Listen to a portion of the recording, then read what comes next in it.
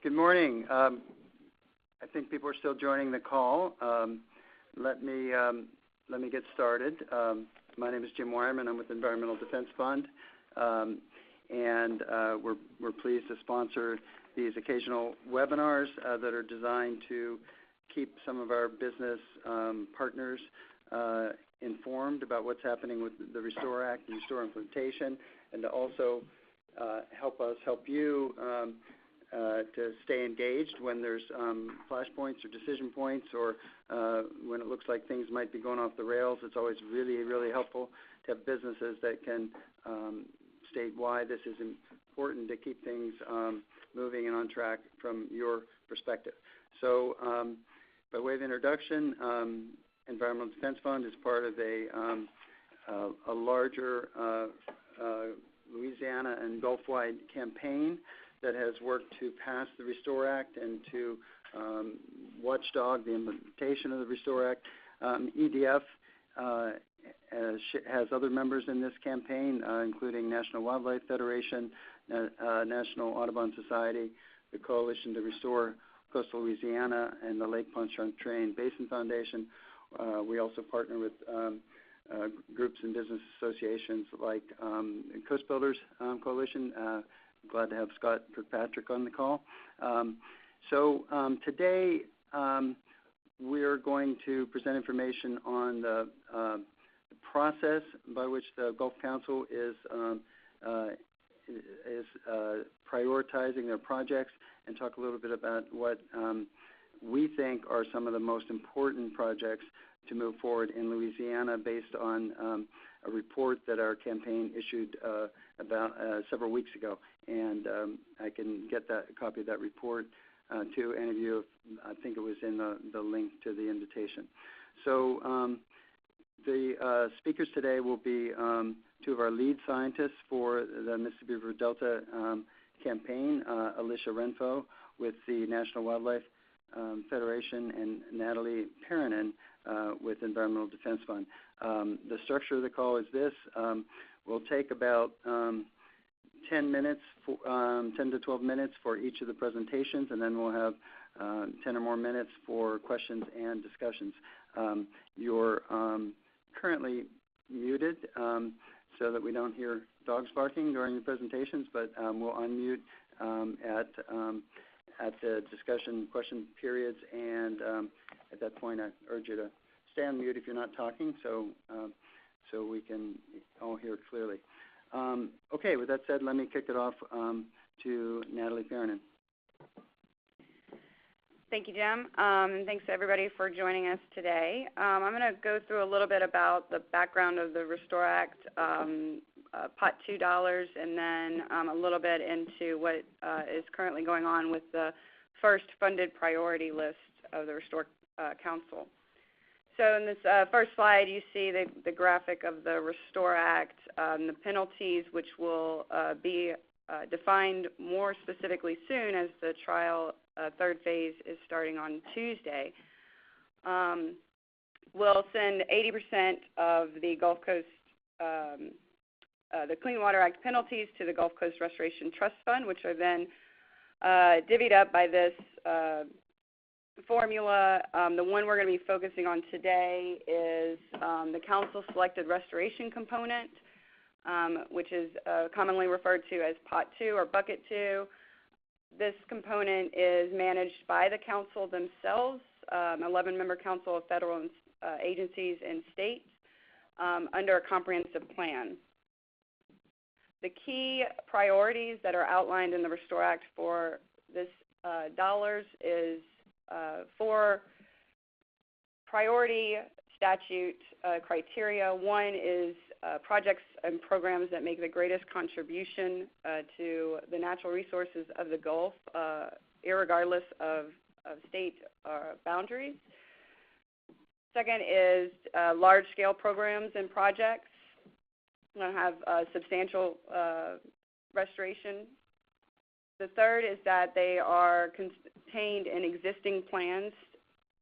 And then the last is that they contribute to the long-term resiliency, specifically in areas that were most impacted by the oil spill. So as we move to what is happening now, we have these general criteria. We have the first set of money coming through the Restore Act from the Transocean Clean Water Act penalties. And the first sum of money, $150 to $180 million, will go to the first funded priority list.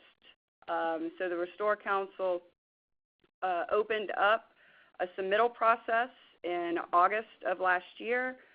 Each council member was allowed to submit 5 projects, a maximum of 5 projects, and those were submitted in November of last year.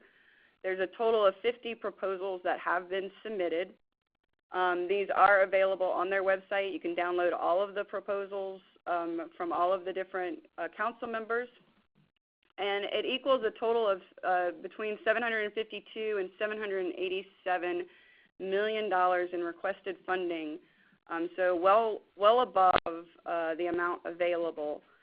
So the council will have to go through a process by which they evaluate and develop the funded priority list. And so what you'll see on this slide is a graphic that is one of the council members' graphics to define their process. First step was solicitation to the members. We talked about projects submitted, and the second step, there was 50 projects submitted. We're now in step 3, which is vetting those projects. So the council went through a process where they looked at eligibility verifications and budget reasonableness. Then they're going through 3 pieces of a vetting process. One is priority and commitment to plan evaluation. So that's how well do these projects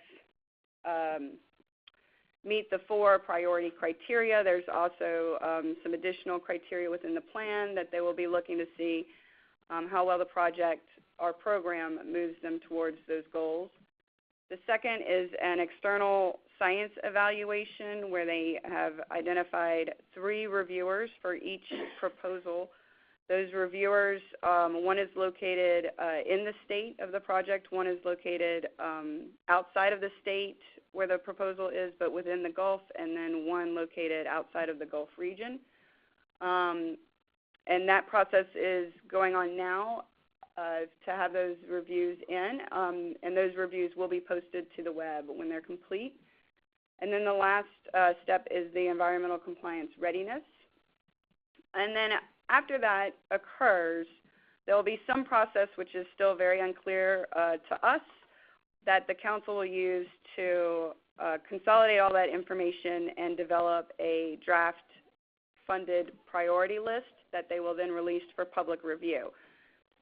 Once they go through public review and make any adjustments, they'll vote to approve that first funded priority list. The one thing that I think is critical is that there is only one point in this process, as it's currently defined, for public input into this first funded priority list. And so I know that we will keep you apprised of when that is. Current timelines are fuzzy. They haven't released a lot of information on when these things will be happening. So we anticipate that they will have a final funded priority list sometime in 2015, but the exact timelines are uncertain, and we will keep you apprised of those as they move forward. To talk a little bit specifically about Louisiana, I just wanted to give everybody kind of a general idea of projects in Louisiana. About half of the 50 proposals are located in or have some influence in Louisiana. So many of the proposals are Gulf-wide programs, Gulf-wide monitoring, those types of things that have some influence in Louisiana, and then there's projects that are located specifically in Louisiana. Of those proposals, those proposals specifically total about $433 to $448 million. That doesn't mean necessarily that's all money that's spent in Louisiana, as some of these are Gulf-wide programs, but it's just the total amount requested with those proposals that have some influence in Louisiana. And then they were submitted by a wide array of members. The state of Louisiana, obviously, Department of Commerce, EPA, Department of Interior, Department of Agriculture, Department of the Army, state of Alabama, and the state of Mississippi. So to finally kind of wrap up, we did look at how these projects, what these projects accomplished in general terms. 161 million would be in actual construction, and so this is either construction through a program or specific projects. There was a caveat to any proposal that was submitted that construction dollars could not be requested until all NEPA compliance was completed. So there was another 37 million that was requested to get projects shovel ready, and that was in planning, engineering, and designing for specific projects. And then the larger bulk of the money requested was 235 to 251 million requested for planning for a specific program. Ideally, we want to see projects on the ground and construction, and really see projects that can move the health of the Gulf and the health of Louisiana wetlands forward. And so we'll be eager to see how the council evaluates proposals, slices and dices, and comes up with their first funded priority list. With that, I would love to open it up to any quick questions before turning it over to Alicia on priority projects. So the conference has been unmuted. You've been unmuted. Does anybody have initial questions about the restore process or Louisiana proposals?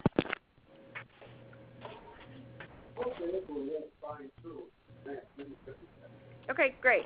I'm going to turn it over to Alicia, who's going to talk about our priority projects, and I'm available to anybody either in the discussion period or after the call if you have follow-up questions. The conference has been muted. Hey, can everyone hear me?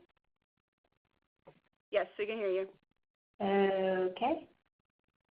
I don't see the presentation. Coming to you in just a moment. Okay.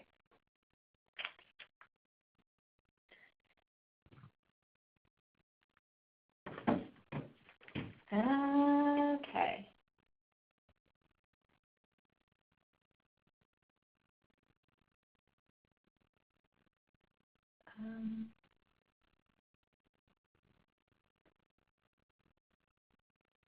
Oh.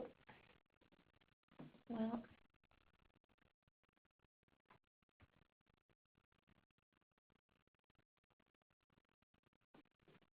All right. Well, hello, everyone. So thank you to Natalie for talking a little bit about the restore process and what's going on now. I'm going to talk a little bit more about some of the specific projects that we are prioritizing for the kind of monies that are coming up in the near future. And let's see if I can actually make the presentation, change slides. Okay. So at National Wildlife Federation, we actually have two different programs. We have a Gulf-wide program, and then we have a Coastal Louisiana program, and that's a reflectance of how we view coastal Louisiana, and particularly the Mississippi River Delta, as really kind of the linchpin of restoring Gulf health.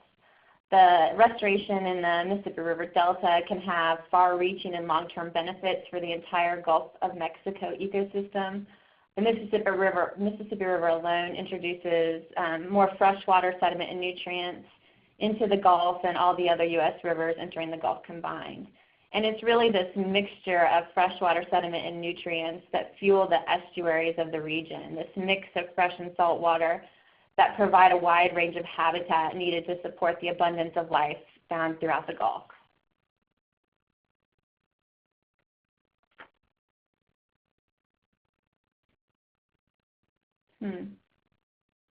Okay. It just takes it a minute to react. Okay. So in order to look within the projects that have been proposed throughout coastal Louisiana and prioritize the ones we think can have the greatest potential for the greatest benefits, we really had to ask a few questions to narrow things down. First of all, we focused on projects that were included in the 2012 Coastal Master Plan. This is a science-based process that screened more than 400 projects and arrived at about 109 projects. And we focused in on the projects that were slated for implementation within the first 20 years of the master plan. So we narrowed it to that. We then looked at projects that created far-reaching and long-lasting benefits measured against a future without action. And if you look at the bottom of this slide, you have a future without action. Over the next 50 years, Louisiana could lose 1,800 square miles of land. And that's in addition to the 1,800 square miles we've already lost since 1932. And we also wanted to look at and prioritize projects that restore the natural function and sustainability of the delta, projects that support a wide range of habitats that can support fish and wildlife in the region, and projects that restore health to the wetlands that would otherwise disappear.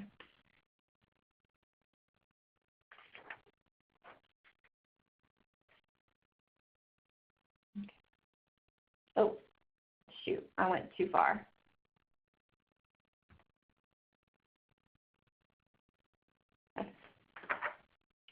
And I think most of us hopefully know on the phone that there's no one single type of project that's going to do everything that needs to be done to restore coastal Louisiana and restore the Mississippi River Delta. Instead, we have to look at a whole suite of restoration tools that are available to us. And this includes sediment diversions, which can restore deltaic land building, building new land and basins, and helping sustain the existing wetlands that would otherwise disappear. And includes restoring our barrier islands. These are our first line of defense against storm surge, and can work with sediment diversions to help enhance sediment capture within the basins and retain it for the wetland health. We also have marsh creation projects using dredge material. We have a long history of doing these kind of smaller projects, but they suffer from having a limited lifespan and limited regional benefits. But working with both the barrier islands and the sediment diversions, these marsh creation projects, their lifespans can be lengthened considerably, and the net benefits we get over the project life can be increased. We also look at things like ridge restoration, restoring these key historic ridges to help control saltwater intrusion and provide storm surge protection, as well as key habitat. And then also things like hydrologic restoration in areas where there's not a significant there's not really a prospect for significant sediment reintroduction, really focusing on reestablishing historical distributions of freshwater and saltwater are really important, especially in this time of rising sea levels. And then finally, shoreline protection. In areas where the principal threat is erosion, shoreline protection can be a really important type of restoration project. In general, we prefer things like oyster reef restoration when you can actually build it and sustain it when the conditions are right, because they can self-maintain vertically over time versus rocks that you have to go in and maintain. But these kind of projects can be really critical in certain areas. So through that kind of lens, we evaluated all these projects, the 109 projects in the master plan, and really focused in on these 19 projects spread out across 5 distinct basins. These are a variety of restoration projects that tackle the varied problems that we have in coastal Louisiana, but also that can work together to complement and enhance the benefits for not only that basin, but for the entire region.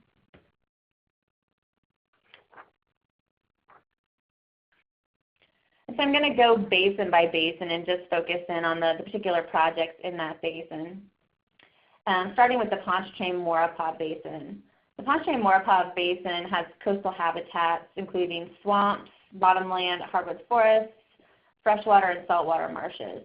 The swamps to the west have been cut off from the freshwater and sediment from the river and are sinking and converting to marsh and open water, while the marshes to the east have also been cut off from the river, but are further harmed and exacerbated by the construction of the Mississippi River Gulf outlet and other navigation channels, which have sometimes isolated them so that these marshes are rapidly becoming open water.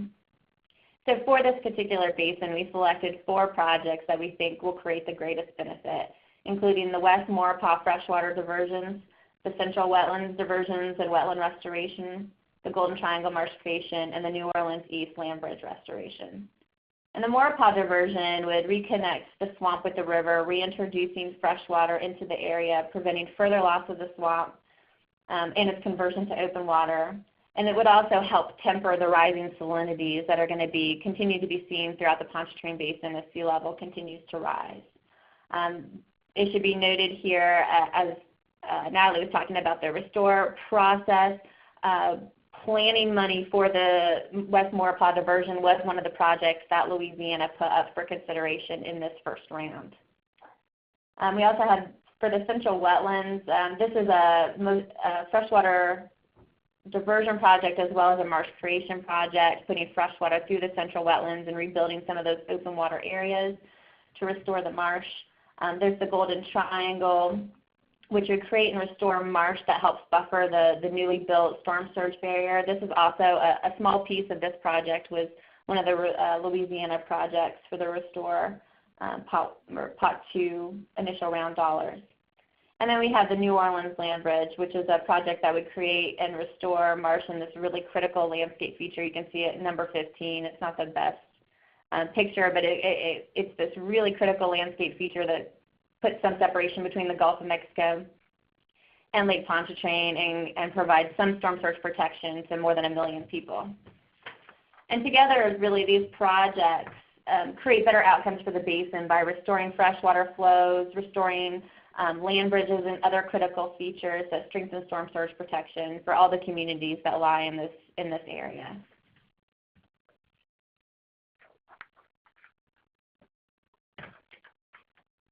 So next we have the Breton-Chandeleur Basin projects. Breton-Chandeleur Basin has habitats that range from freshwater to saltwater marshes.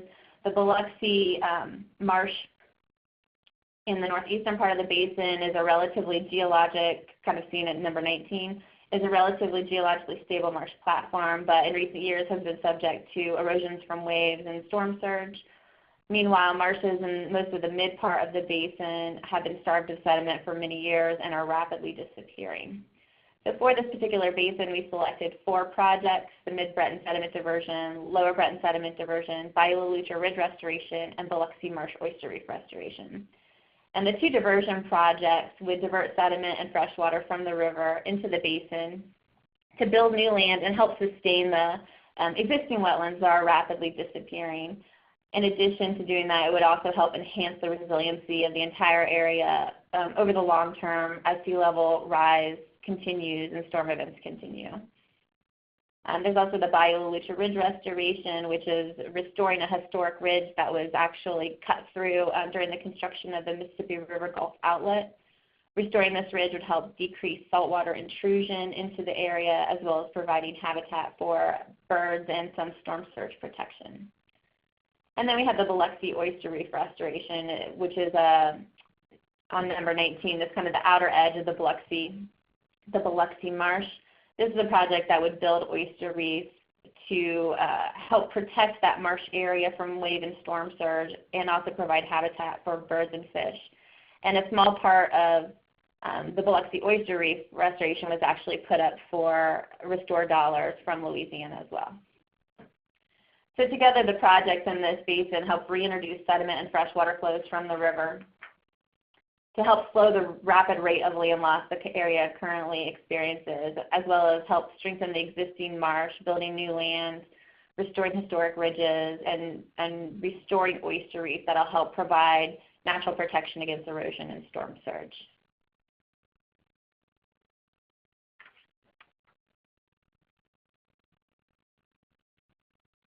Then we have the Barataria Basin. The Barataria Basin is one of the most productive estuaries in the U.S. It has a variety of habitats: hard-bottom forests, swamps, freshwater, all the way to saltwater marshes, bays, and barrier islands. And this is an area that has really suffered from being cut off from the freshwater and sediment of the river. And what you see happening in the basin is swamps in the northern part of the basin are persistently flooded. There's no real new tree regeneration. and marshes in the mid and south part of the basin are rapidly disappearing and converting to open water. Meanwhile, at the very southern end, the Barataria Island chain are rapidly eroding, compromising the entire Barataria system. And so for this particular area, we actually selected 5 different projects. 2 of them are sediment diversions. The Mid-Barataria sediment diversion, which would reconnect the river with the basin, building new land and maintaining existing marsh, as well as enhancing the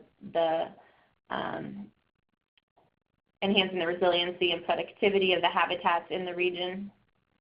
And also the Lower Barataria sediment diversion, doing the same thing, building land, but also introducing sediment in the lower part of the basin that would provide a sediment source to the barrier islands, as well as helping buffer communities in Lower Plaquemines Parish from storm surge. Then we also have a marsh creation project, and this is that Barataria Land Bridge large-scale marsh creation. And this is a project that will use dredged sediment to build new marsh and nourish existing marsh in the area to help restore historic salinities and create that barrier between the upper part of the Barataria Basin, which is mostly freshwater wetlands, and the lower saltier part of the Barataria Basin. Parts of this project have actually been moving forward through the corporate program, done in kind of small pieces. The Lake Hermitage Marsh Creation Project is part of this, as well as the Bayou DuPont Marsh Creation. And then for this particular basin, we have the Bear Island projects, Barataria Pass to Sandy Point and Bell Pass to Caminata. And these are projects that will restore the Bear Island system, helping diminish saltwater intrusion into the interior bay, help buffer storm and wave surge in the basin, as well as providing migratory and shorebird habitat. So these barrier islands, restoring these are really critical to providing that first line of defense against storm surge. So altogether, the projects selected within this basin will reintroduce the sediment and fresh water to build new land and sustain the existing wetlands, as well as restoring marsh and barrier islands using dredged sediment. Together, these projects can work to protect the freshwater wetlands in the upper part of the basin, reduce saltwater intrusion from the Gulf, and enhance storm surge protection, as well as restarting the deltaic land building that will sustain the marsh and new land for the long term.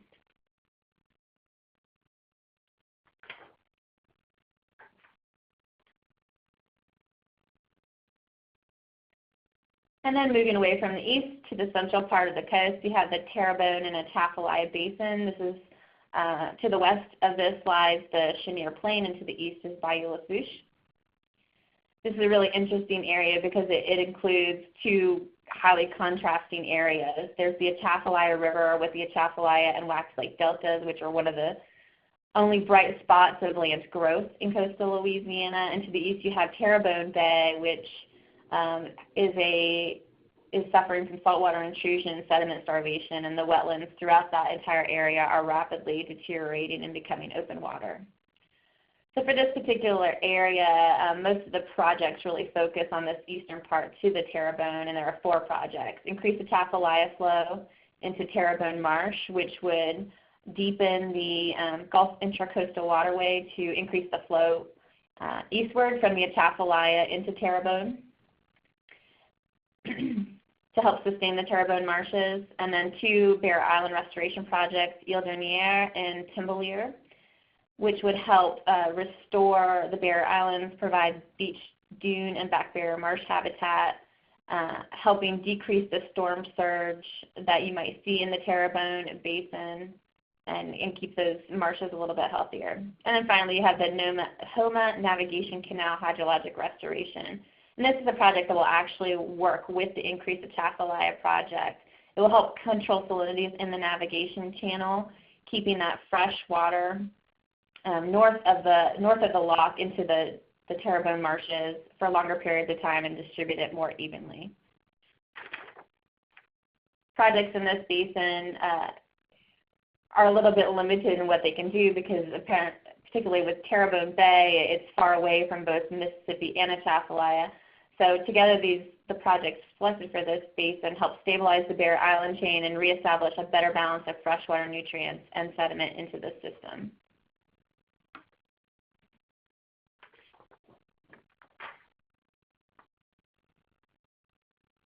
And finally, we have the Chenier Plain. And the Chenier Plain is that westward side of Louisiana. It's a region that was built by sediment drifting westward from the active Mississippi River delta over thousands of years.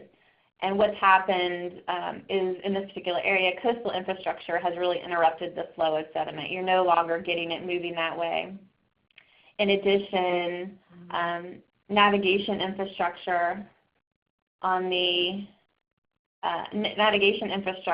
have really blocked a lot of the freshwater flow coming from local rivers that helped keep this area going. So for this particular area, we really focus on two different projects. One is the Calcasieu Ship Channel Salinity Control Measures, which would build a structure that limits the saltwater intrusion into Calcasieu Lake. That would help keep the salinity out of the adjacent marshes and provide some minor storm surge protection for that area. And then also we have the Freshwater Bayou Southwest Pass Shoreline Protection Project, and this is that 18, that far side of the Chenier Plain. This is a project that would be a shoreline parallel structure. This might be oyster reef, this might be rock, it depends on the conditions. But what this project would do is reduce wave energy and trap sediments, slowing the shoreline retreat in this particular region. These projects in this basin really do focus on the long-term sustainability by reducing tidal action of Calcasieu Lake and help reduce interior salinity and reduce shoreline retreat on the critical southeast corner of that Chenier Plain.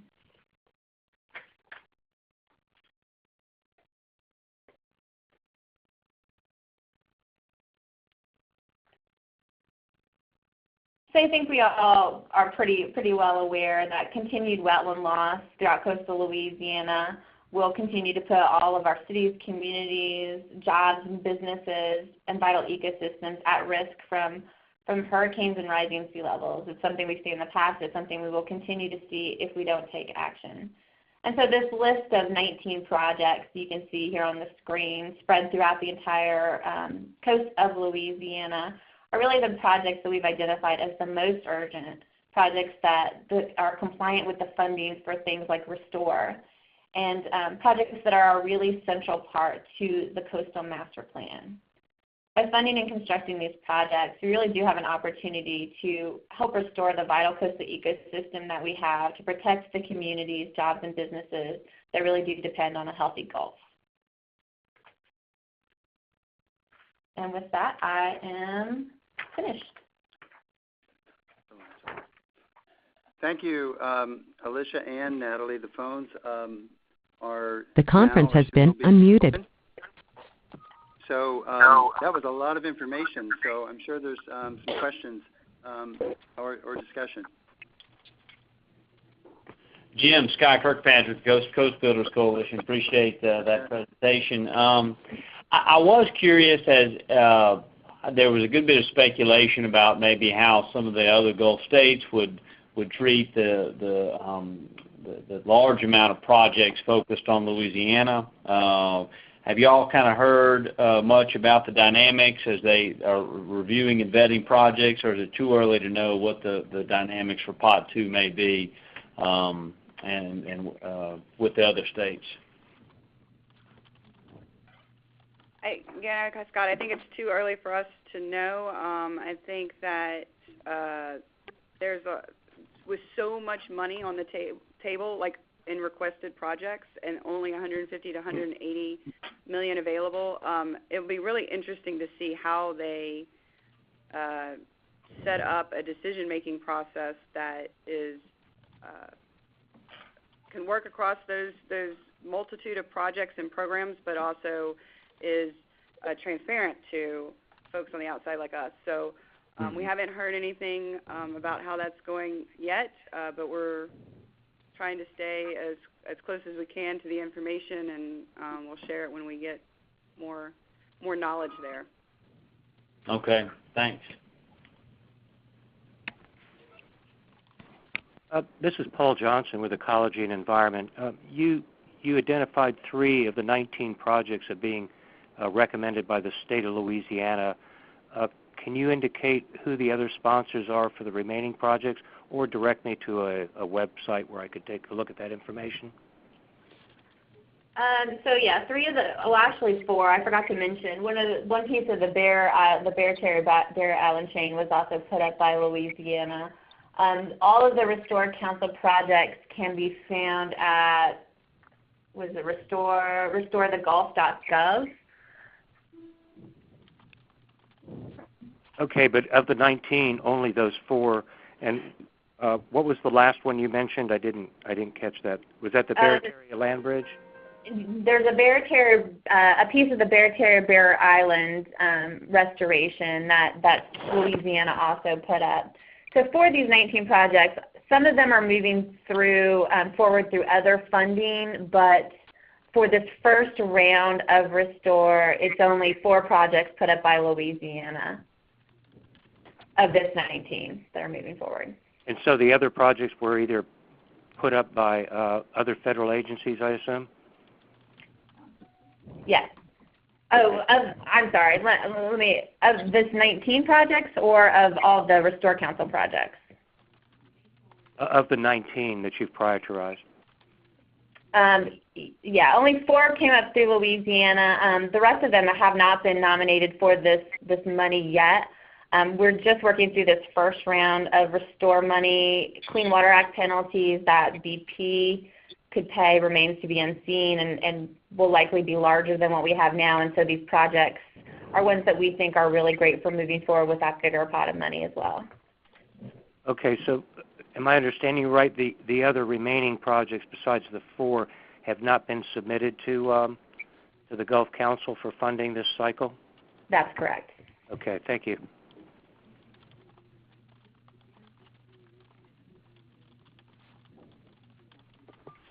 Other questions?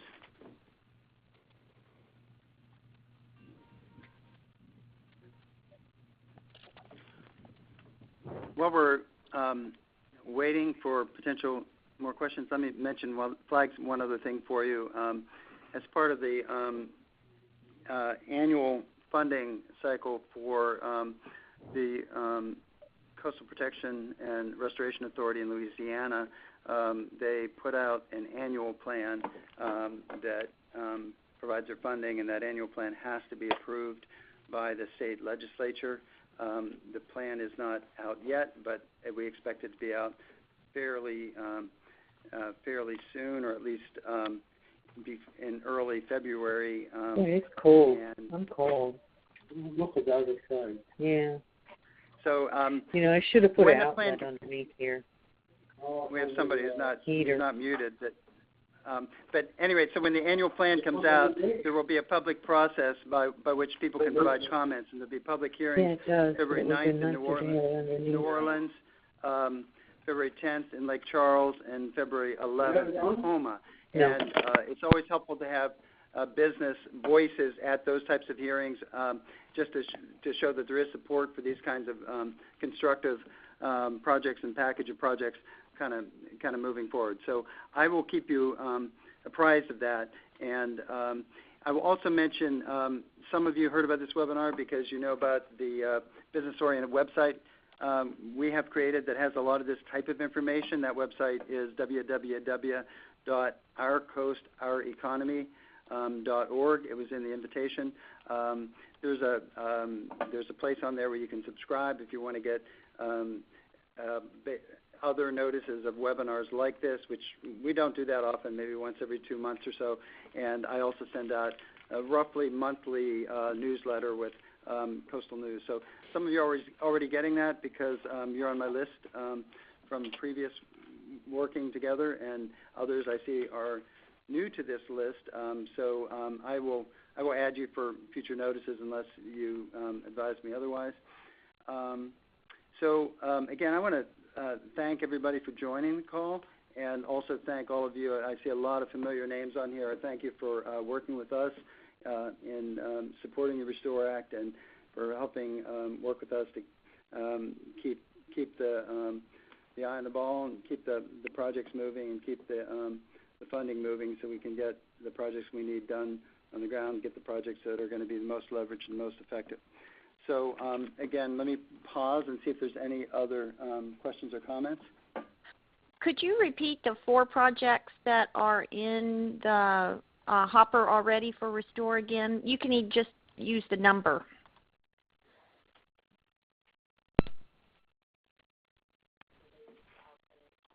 So yeah, Louisiana has put up Maurepas number 5 for some planning and engineering dollars. Let's see, Golden Triangle number 14, there's a piece of that. There's number 15, a piece of the Biloxi Oyster Reef restoration. And then part of the Bear Island project, which I think is at number 10. Thank you. You're welcome.